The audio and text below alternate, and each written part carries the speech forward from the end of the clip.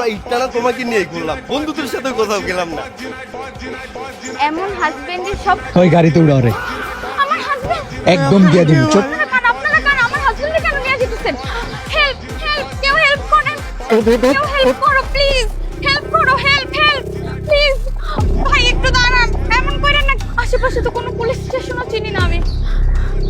ভাই আপনারা কে ভাই, আমার গেলে গেলে নিয়েছেন ভাই? চুপ, একদম কথা বলবি না। চুপ। ওরে ফোন দিয়ে খারাপ। হ্যাঁ হ্যালো, তোর জামাইরে যদি তুই জীবিত দেখতে চাস তাহলে অক্ষণে 2 লাখ টাকা পাঠা। 2 লাখ টাকা মুক্তিপণ পাঠাবি, তোর জামাইরে 3 দিনের ভিতরে ছেড়ে দিবি। 3 দিন কেন ভাইয়া? আবার বেশি কথা বল, বেশি কথা বলে কিন্তু 7 দিন রেখে দিবি।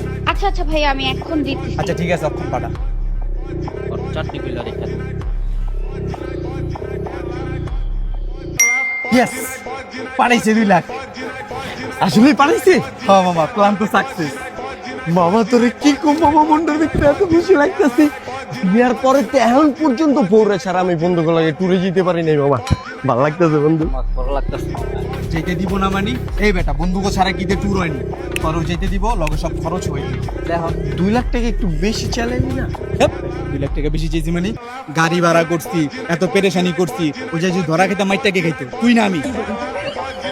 এসি গাড়ি ভাড়া করছি। চল যেতে যেতে শপিং করে লো মনে, চল আয়। যাবি কই বান্দরবন?